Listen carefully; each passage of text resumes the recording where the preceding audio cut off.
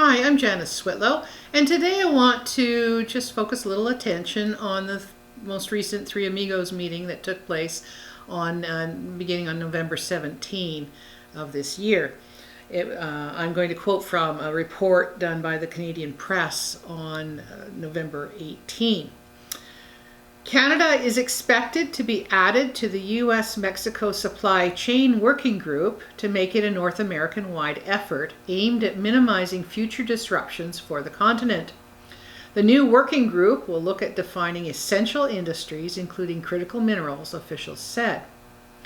Trudeau used his first day in Washington on Wednesday to talk up Canada's competitive advantage on critical minerals, which are used in batteries for computers, cell phones, electric vehicles, and other essential items.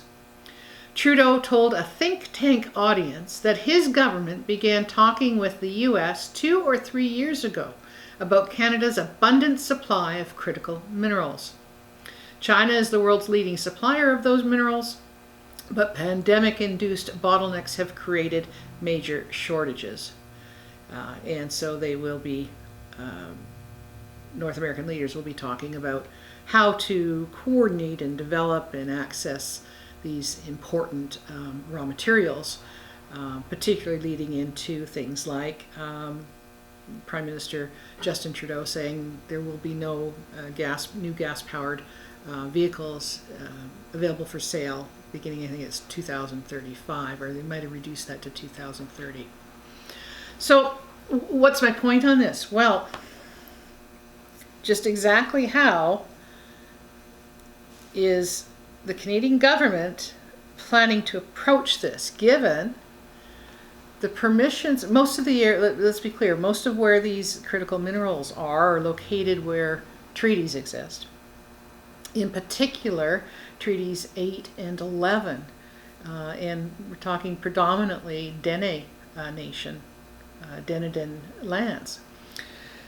And the treaties are very clear, well, I'm talking now treaties numbers 1 to 11, that it is these are personal treaties. She's the tenant, she's the one who has achieved the interest beneath the land holdings of the Indigenous nations. And the permissions granted her can be exercised by her, but also, of course, her governments, her agents. So if we have a crown corporation, for example, and there's a limit on that, particularly the use of the words of her subjects. Now, artificial persons, entities incorporated under government laws, they are not subjects of the crown. They're not capable of providing loyalty to the crown. So they don't benefit from the treaties. And there's nothing assignable. So, for example, while the Canadian government can rely on the permissions of the treaty to do certain things, they cannot simply assign that or give those permissions to others. There's no ability to delegate that kind of authority. The treaties simply don't provide for that. Now, what does that mean? It means that whatever they're talking about in terms of a system of facilitating mining of critical minerals, I don't see the Indigenous nations there that have treaties. It's different in the States. Remember, they had a revolution, and so any treaties there basically fell, or the treaties were made with the American government, and it's a whole other ballgame. But up here, where these minerals exist, the critical permissions required for any companies, any industry that are not directly in line with the Crown as set out in the treaties, they have to have the permissions directly from the Indigenous nations. Canada cannot provide those on their behalf. Now, remember, not everyone has abandoned their nationhood or their treaties. And in fact, those who might have been seen to have done that, the reality is they were not fully informed and did not really provide consent to do that. There's been a lot of paperwork piled up and that kind of evidence to suggest that Canada is not only acting in a de facto jurisdictional manner, but also has been able to pick up what Indigenous nations have left behind. Well, that's really a fallacy. That's an attempt to paper trail a different outcome than what has been set in motion from the Crown originally deciding, no, we're not going to be able to conquer these nations. We're not going to be able to take the land in that way. And we don't have the money to purchase it all, nor do we want to. We want to maintain the economic relations. And so the Crown is going to ask that these permissions to be the head tenant be put in place, to have and to hold those critical boilerplate clauses that set out the type of relationship that exists. So regardless of what the three amigos are discussing and planning and talking and whatever this committee is, I can guarantee you there's no Indigenous nationals there who carry any authority.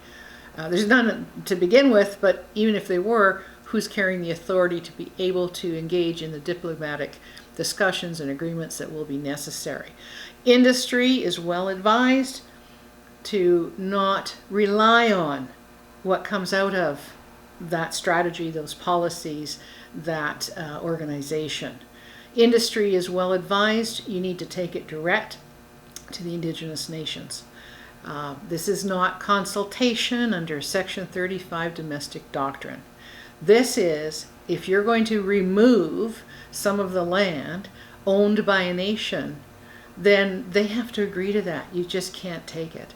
And your shareholders will be well apprised if there's efforts to do as Canada has simply done. There's no de facto taking. There's no ability to do this. Ultimately, any trespass, any removal, all of that will be subject, anything made from that will all be subject to restitutionary principles, whereby that would need to be given back to those Indigenous nations. So start it out on a right footing. Do not be inviting more controversy, more insecurity from Indigenous nationals saying, what the heck? We're seeing it start up again. It's critical to understand what's needed. And when it comes to critical minerals, you're not going to be able to just promise some jobs that's an unenforceable agreement. You're going to need to speak directly with Indigenous nations. You're going to be able to prove and satisfy that their consent is properly obtained in accordance with how they decide in what manner, in what numbers is necessary in order to be able to say, yes, we agree with this, we agree this is binding on us, and we're happy with it. It's doable. It is not problematic. All these other problems come because there's all this converted effort to try to suggest something else exists when it doesn't. So just do it right. It's simple. It's straightforward. Yeah, it may take some time because decision making, unfortunately, because of the interference with Canadian governments in the internal workings and governance of these nations, yeah, it's going to take a lot longer than it would have if that hadn't happened. But it did. We are where we're at. So it's going to take some time, but it's so doable. They're so ready. And industry is well advised to do it right. Thank you for your time.